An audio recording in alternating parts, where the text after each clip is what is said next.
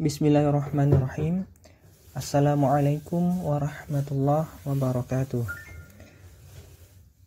Kita akan melanjutkan pembahasan pada bab yang kedua terkait dengan sistem bilangan real, dan kali ini kita akan memasuki subbab yang ketiga. Namun sebelum itu kita coba hubungkan dulu kaitannya dengan subbab-subbab sebelumnya atau subbab yang ada di sebelumnya.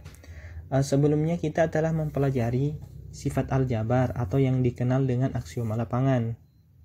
Kemudian yang kedua juga telah diberikan sifat urutan, dan kita berikan kedua sifat ini, kita diberikan sifat-sifat atau aksioma yang esensialnya yang merupakan karakteristik dari himpunan bilangan real.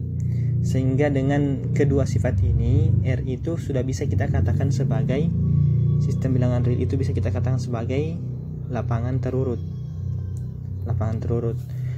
Kemudian kalau kita memeriksa Q himpunan bilangan rasional yang sudah diberikan sebelumnya, definisinya sudah diberikan. Q itu kan termuat di R,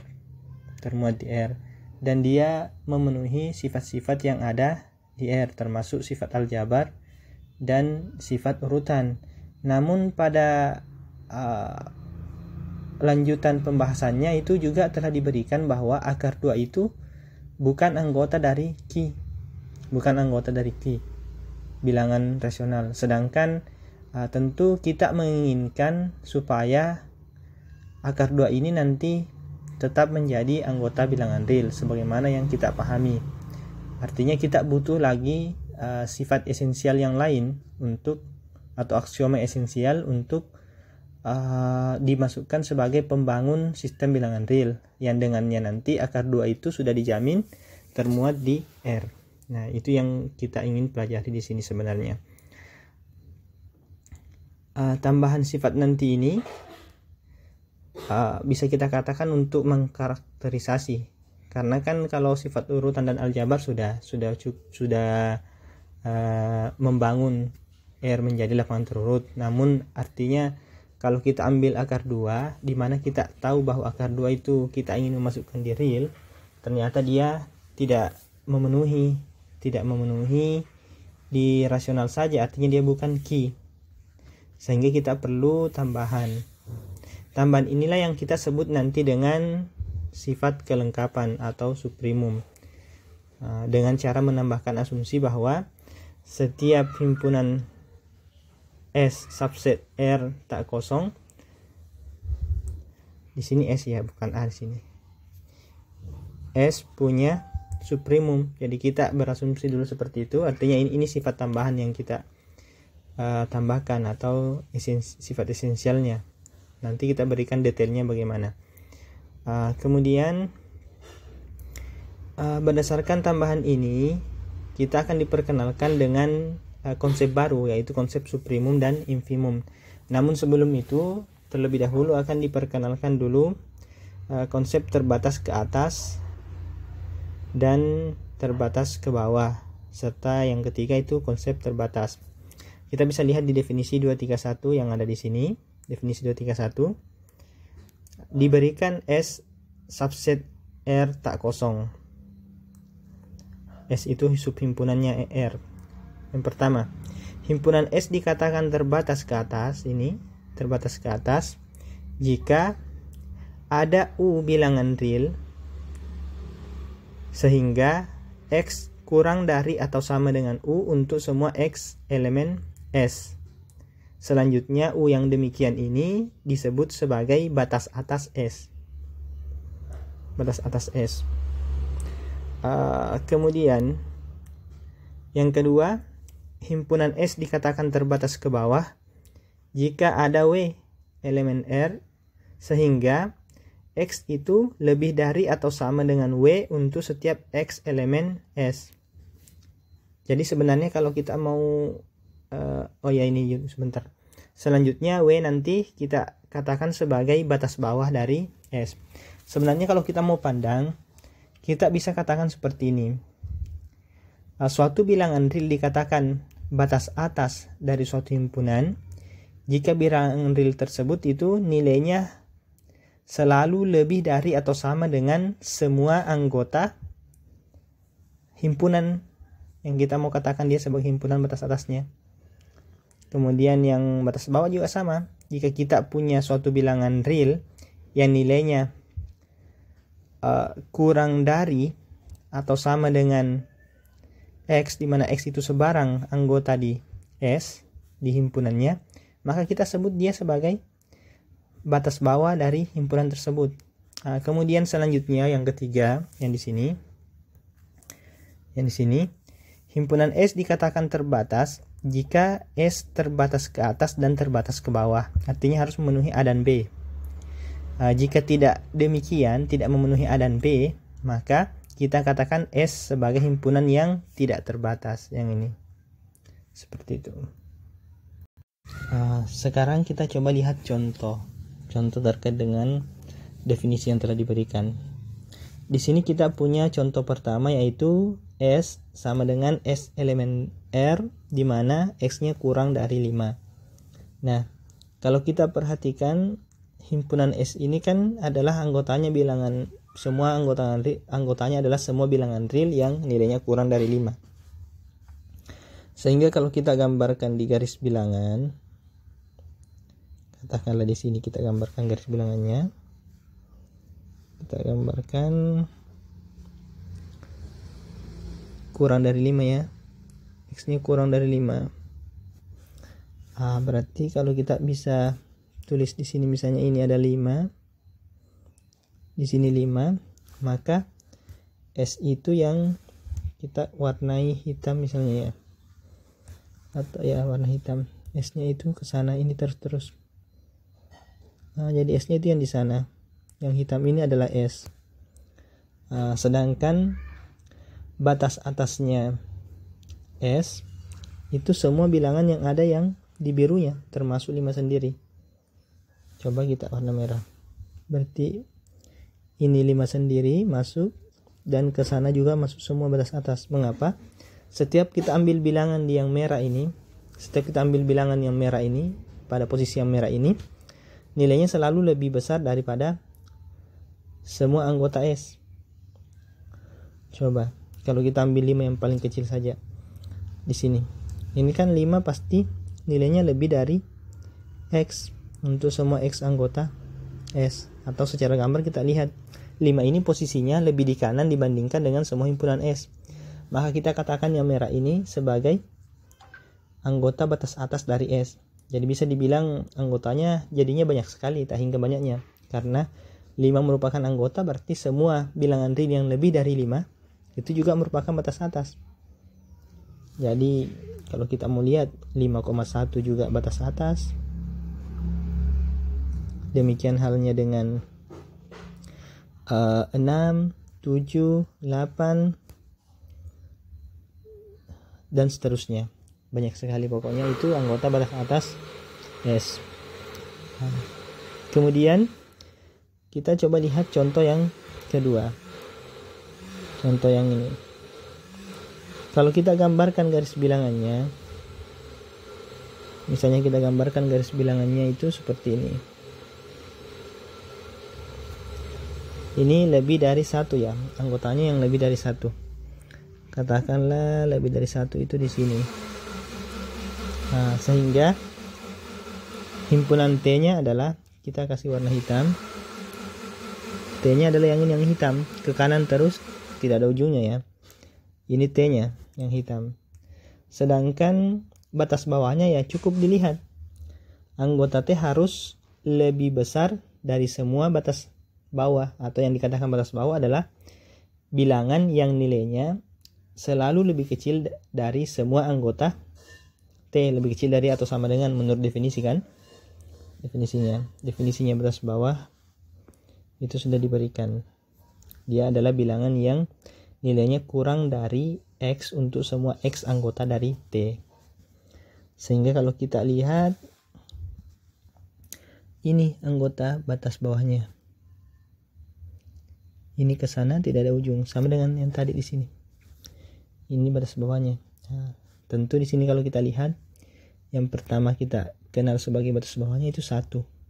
Kenapa? Karena 1 kan kurang dari X. Jelas dari definisinya. Ini untuk semua X elemen T berlaku. Sehingga 1 itu adalah batas bawah dari T. Demikian halnya dengan 0,9 atau ini juga batas bawah. Batas bawah S. Atau kalau mau ditambahkan misalnya 0, minus 7, minus 100 dan seterusnya. Jadi sama halnya dengan batas atas, anggota dari batas bawah S juga tak hingga banyaknya. Berdasarkan contoh yang diberikan ini, akan dibangun konsep baru ketika kita melihat karakteristiknya.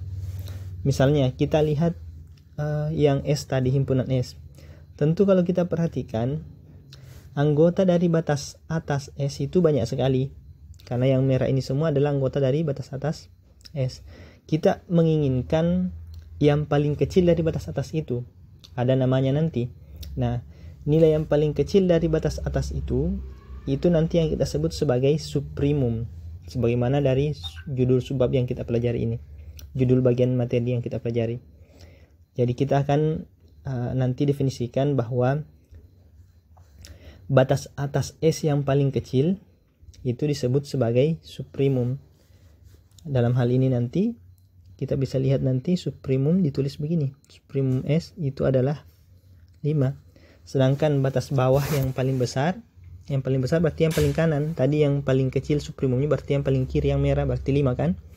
Di sini kalau kita lihat yang paling besarnya di antara batas bawah itu kan 1 yang paling di kanan ya.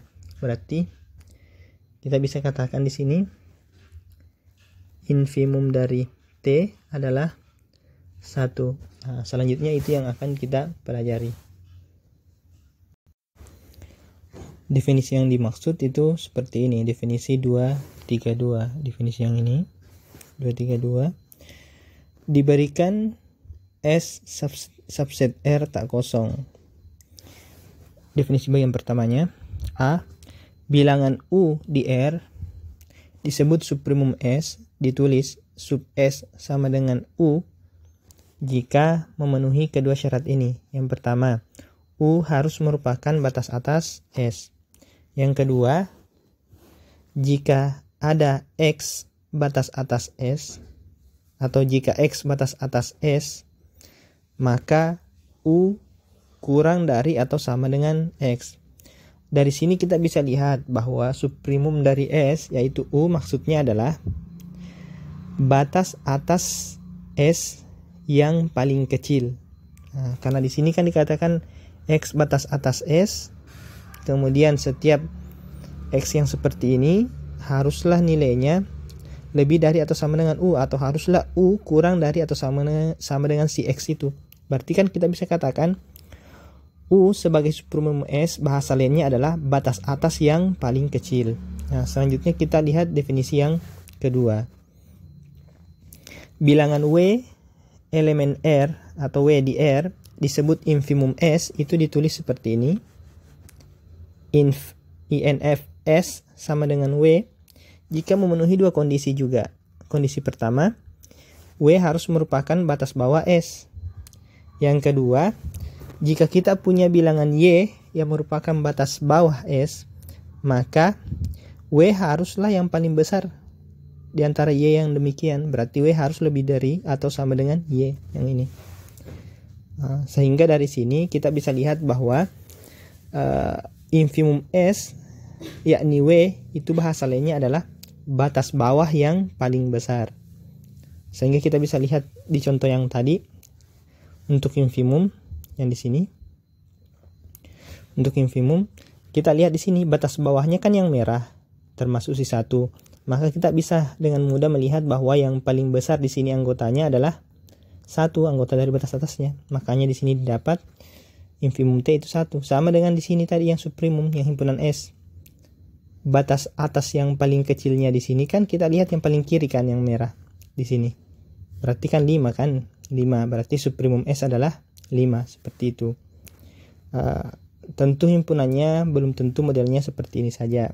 Makanya kalau kita bisa buat bagannya secara umum itu bisa dibuat seperti ini. gambarnya seperti ini kurang lebih. Jadi yang hitam-hitam itu anggaplah yang biru ini, yang awalnya itu adalah yang di bawah sekali, yang biru itu adalah garis bilangan real. Kemudian S itu anggotanya yang hitam-hitam saja. Tentu S ini anggotanya harus mepet ke W dan mepet ke U, Sedangkan yang merah ini semuanya adalah anggota batas atas S. Sedangkan yang W adalah batas bawah S yang hijau. Kalau kita lihat ini memang di sini dikasih gambaran yang dimana S-nya punya infimum dan punya suprimum. Tapi tentu tidak demikian bahwa selalu infimum dan suprimumnya ada. Ada kondisi yang sehingga mungkin hanya suprimumnya saja. Contohnya ini, yang contoh satu tadi yang ini. Nah, ini hanya suprimum saja yang ada, infimumnya tidak ada. Mengapa? Karena batas bawahnya memang tidak ada. Kita tidak mampu menemukan bilangan real yang nilainya selalu kurang dari semua anggota S. Karena anggota S-nya ini yang hitam ini ke kiri tanpa batas. Sehingga tidak ada batas bawahnya. Sama dengan yang T. T ini hanya punya infimum, dia tidak punya suprimum karena dia tidak punya batas atas. Mengapa? Kita bisa lihat gambarnya ini, garis bilangan real yang hitam kan si T. Itu ke kanan tanpa batas, sehingga dia tidak punya batas atas. Maka kita katakan untuk T ini yang dicontoh di atas ini, yang ini, dia tidak punya suprimum. Tentu kalau kita persempit lagi, kadang juga ada himpunan yang tidak punya keduanya, tidak punya infimum, tidak punya suprimum. Contohnya himpunan bilangan bulat. Himpunan bilangan bulat itu kita tidak bisa menemukan bilangan bulat yang nilainya, atau kita tidak bisa menemukan bilangan real yang nilainya lebih dari untuk semua anggota bilangan bulat. Begitu juga tidak bisa ditemukan bilangan real yang nilainya kurang dari untuk semua bilangan bulat. Tidak mungkin. Makanya kita katakan Z itu tidak punya infimum sekaligus tidak punya suprimum. Kemudian kalau contoh yang punya keduanya ya gabungkan saja ini yang contoh tadi. Jadi kalau kita mau buat contoh yang ketiga, bisa kita tulis seperti ini 3. Gabungkan saja T gabung S. Nanti kan hasilnya ini adalah X bilangan real di mana nilai X itu lebih dari 1 dan kurang dari 5. Sehingga kita peroleh suprimum dari T gabung S itu adalah 5, infimumnya adalah 1. Seperti itu. Berarti dari sini kita bisa lihat bahwa ada 4 kemungkinan paling tidaknya terkait dengan suprimum dan infimum dari suatu subhimpunan yang tak kosong. Pertama, himpunan itu punya suprimum saja. Itu yang pertama. Yang kedua, himpunan itu hanya punya infimum saja. Yang ketiga, himpunan itu